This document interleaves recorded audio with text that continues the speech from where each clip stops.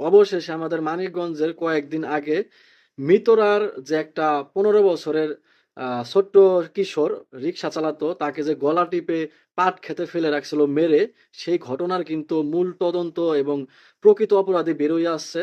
মানুষ কতটা নৃশংস, কতটা পশু, কতটা জানোয়ারের মতো, কতটা নিকৃষ্ট হলে ভাই একজন অটো চালক, ছোট্ট একটা 14-15 বছরের বাচ্চা, যে তার বাবার কষ্টকে লাগাম দিতে এই বয়সে সে রিক্সা চালাতো, সেই রিক্সায় একজন দাড়িওয়ালা, আমাদের মতো দাড়িওয়ালা একজন নম্র বা ভদ্র সেজে থাকা একজন পশু, ভিতরে যার মানে মনুষ্যত্ব নাই, যে একজন পশুর মতো এই পশু সামান্য অটো রিক্সায় চলাকালীন রাস্তায় যে ভাঙা ছিল ঝাঁকি বা খাঁচা লাগার কারণে এই ছোট্ট বাচ্চাকে খুন করছে। তো পুরো বিস্তারিত ঘটনাটাই আপনারা দেখুন।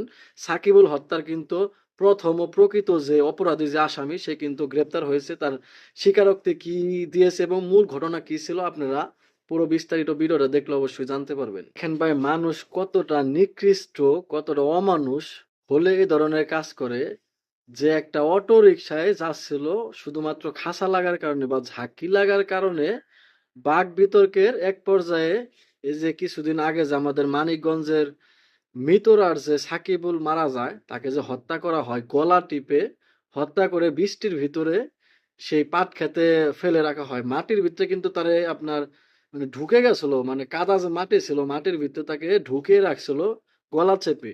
আর সেই হত্যাকাণ্ডের মূল আসামি কিন্তু এই যে ধরা পড়ছে। তো ঘটনা থেকে, তার স্বীকারোক্তি থেকে যতটা জানা গেল, যে তার এই অটো রিক্সায় যে যাচ্ছিল, সে অটোতে মানে খাঁচা লাগায় বা ঝাঁকি লাগার কারণে বাক বিতর্ক হওয়ার এক পর্যায়ে তাকে মেরেই ফেলে। মানুষ আসলে কতটা নিকৃষ্ট, কতটা আসলে পশুর মতো হলে এই ধরনের কাজ করে, যে সামান্য ঝাঁকি লাগার কারণে একজন মানুষকে খুন করে ফেলবে। তো যাই হোক, অনেকটাই ভালো লাগলো যে প্রকৃত যে খুনি, যে দোষী, যে অপরাধী, তাকে গ্রেপ্তার করা হয়েছে, সেজন্য প্রশাসনকে ধন্যবাদ। তার স্বীকারোক্তি নেওয়া হয়েছে, মূল ঘটনা কিন্তু জানা গেছে। আর আমার স্ক্রিনে যে ভিডিও বা ফটোগুলো দেখতেছেন, এগুলো সবই এআই দিয়ে তৈরি করা, কাল্পনিক। তবে ঘটনাটা এমনই ছিল, সেই পরিপ্রেক্ষিতে আসলে এআই দিয়ে জেনারেট করা হয়েছে। তো যাই হোক, শুধু তো খুনি শনাক্ত হয়েছে, গ্রেপ্তার করা হয়েছে, স্বীকারোক্তি নেওয়া হয়েছে। তবে বাংলাদেশ যে একটা দেশ, টাকা, ক্ষমতা আর পাওয়ারে কিন্তু সবকিছুর উল্টাপাল্টা হয়ে যায়, ঘটনার মোড়ও ঘুরে যায়। আবার দেখা গেছে যে ওই জামিন নিয়ে চলে আসে, এভাবে কিন্তু ওই মামলা, রায়, শুনানি ইত্যাদির ভিতরে সীমাবদ্ধ থাকে। তো সেটা যাতে না হয়, আমরা সর্বোচ্চ বিচার চাই, সর্বোচ্চ তার শাস্তি আমি চাই ফাঁসি হোক। আপনারা কি চান অবশ্যই কমেন্টস করে জানাবেন।